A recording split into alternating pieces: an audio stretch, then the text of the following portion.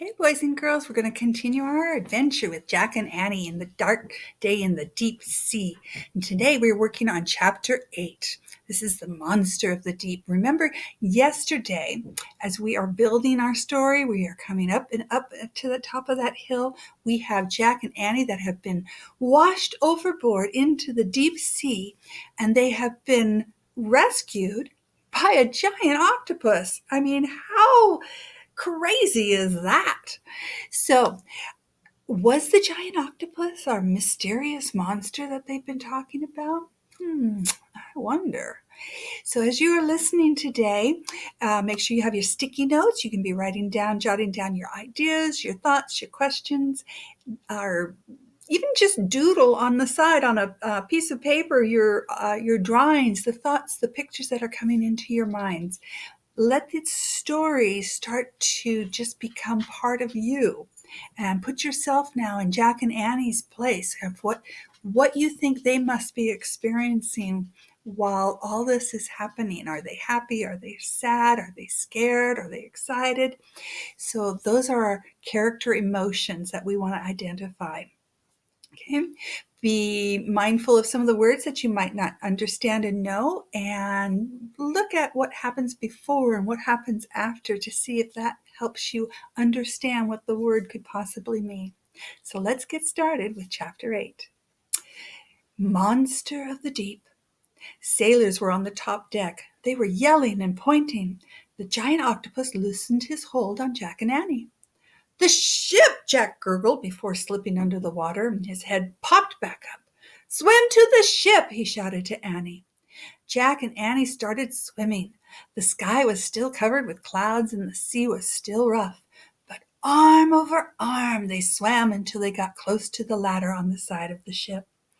"Ahoy!" someone shouted from above. Jack looked up and saw Henry and the professor standing at the top of the ladder. "Climb up!" yelled Henry. "Hurry, children, hurry!" cried the professor, "before it comes back." "What is it?" Jack swam as fast as he could to the ladder.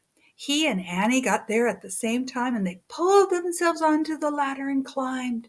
And when they reached the top, Henry and the professor helped them onto the deck. Henry wrapped wool blankets around them. "Thank goodness you are saved," said the professor. "I thought you were below in the hold," said Henry. "How did you end up in the water?" "The storm, the waves," gasped Jack, shivering. The waves threw us overboard," said Annie. "Why were you up on the deck?" said Henry. I was seasick," said Jack. "I followed Jack, and the big waves came crashing down and washed us into the water," said Annie. "Our life vests saved us at first," said Jack, "but then they came off." "And then the octopus saved us," said Annie. "That monster saved you?" asked the professor. No, not a monster," said Jack. "A giant octopus." "Yes, the monster of the deep. I do not think it saved you, boy," said the professor. "It is a miracle it did not eat you and your sister alive."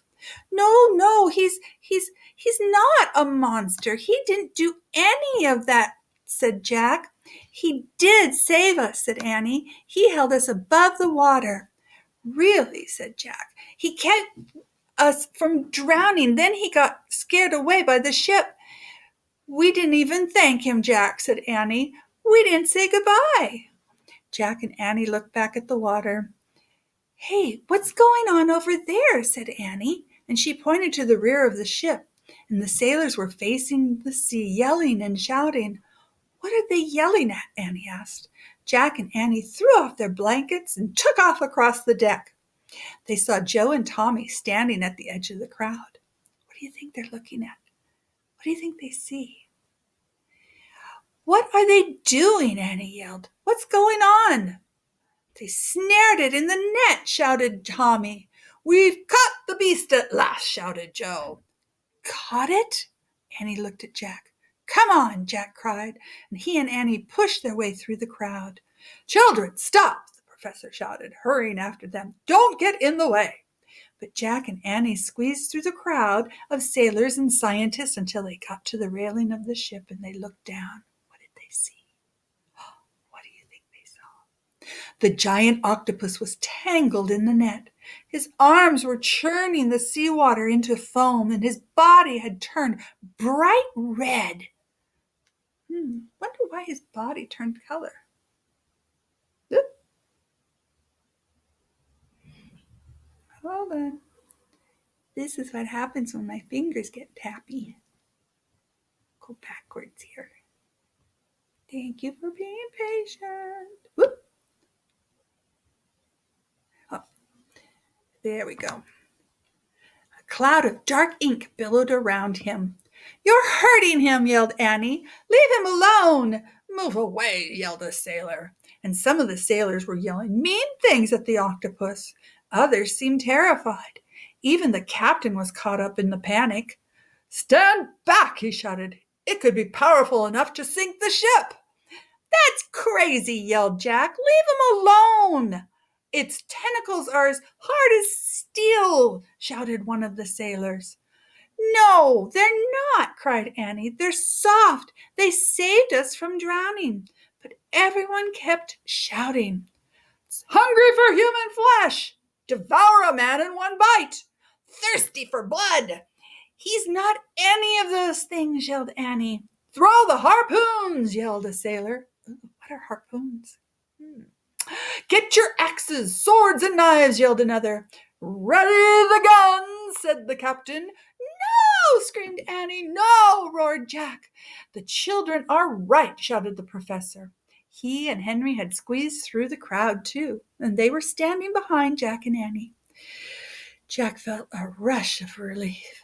The professor says we're right, yelled Annie. Why do you think he felt relief? Because the professor was behind him.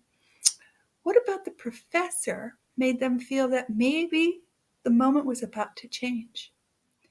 Do not destroy it, Captain, roared the professor. Haul it on board. On board? Said Jack. Capture it alive and whole, said the professor, and his eyes gleamed. Gleamed, that's a great word. What do you think it means? Think about what's happening in our text right now. His eyes gleamed, so we can study it. No, let him go, said Jack. Just let him swim away and be free.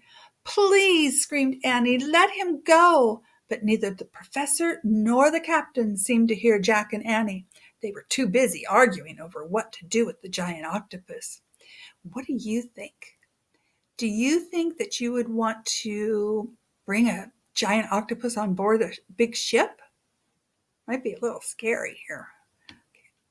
We must kill it, Professor, said the captain. It could grab the hull and drag the ship down to the bottom.